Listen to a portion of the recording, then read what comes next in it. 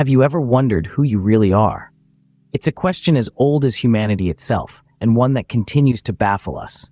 The self, that elusive subject of countless philosophical debates and scientific studies, is not as straightforward as we'd like to believe.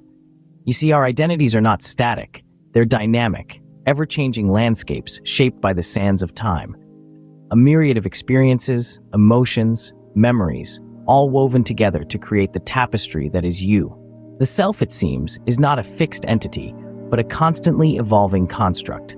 Our past plays a considerable role in this construction. Every triumph, every setback, every moment of joy or despair, each leaves an indelible mark, subtly altering our perception of who we are. This gives rise to an intriguing question, one that we'll delve into today. So does our past shape the person we become? Dive into this fascinating exploration of the self. Science has been trying to answer this question for years.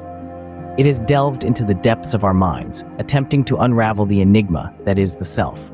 Over time, various theories and studies have emerged, all suggesting that our sense of self is not fixed, but rather a dynamic entity, shaped and reshaped by our experiences. Let's consider neuroplasticity, a term that refers to our brain's ability to reorganize itself by forming new neural connections throughout life.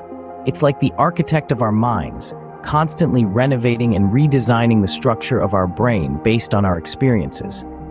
Every event we live through, every emotion we feel, every thought we ponder, they all leave their mark on our neural network, subtly altering our perceptions, behaviors, and ultimately, our identities. Astonishing, isn't it?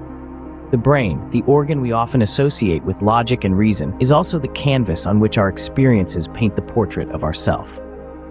Then, there's memory, the keeper of our past. It's our personal time machine, allowing us to revisit our past experiences, learn from them, and use them to navigate our present and future. But here's the twist. Our memories aren't just passive repositories of past events. They're active constructors of our identity, molding our perception of the self with every recollection.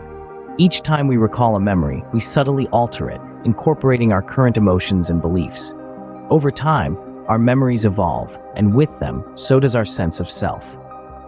So we can see that our brains are not just passive observers of our experiences. They are active participants, constantly learning, adapting, and evolving, shaped by every experience we encounter. The self, then, is not a fixed entity, but a dynamic one, ceaselessly constructed and reconstructed by our past. As we journey through life, our experiences etch themselves onto the canvas of our minds, shaping the masterpiece that is our identity. This concept invites an intriguing introspection. How have your own experiences shaped you?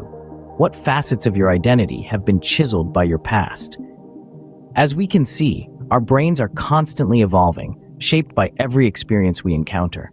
But what do philosophers say about this? Let's delve into the labyrinth of philosophical perspectives on the self. The concept of the self as a construct is not a new one. Immanuel Kant, the 18th century philosopher, gave us the idea of the transcendental self, an underlying structure shaped by our experiences. Meanwhile, David Hume, a contemporary of Kant, argued that the self is merely a bundle of perceptions, changing as new experiences come our way. Our past experiences, according to Hume, form the threads that weave the tapestry of our selfhood. And then comes Jean-Paul Sartre with his existentialist outlook. He proposed that we are condemned to freedom, that we constantly recreate ourselves through our actions. Our past, he believed, is just one version of who we've been. It doesn't dictate who we are or who we will be. So, in the philosophical world, our past experiences aren't just a part of us, they are us. So, are we prisoners of our past? Taking a moment to reflect on this thought, let's revisit what we've explored today.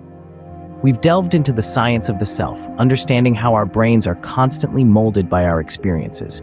We've navigated the philosophical realm, considering how our identities are more fluid than fixed. Our past experiences, the joys and traumas, victories and defeats, they all intertwine to create the rich tapestry that is us. Yet, we aren't static entities. We're dynamic beings, forever shaped by our past, but not defined by it. We have the power to learn, to grow, to evolve. Think about it. Your past has brought you to this very moment, to the person you are today. Each memory, each moment, has contributed to your unique self. But remember, You are not just the product of your past, you are also the architect of your future. Perhaps the question isn't who am I, but rather who have my experiences made me?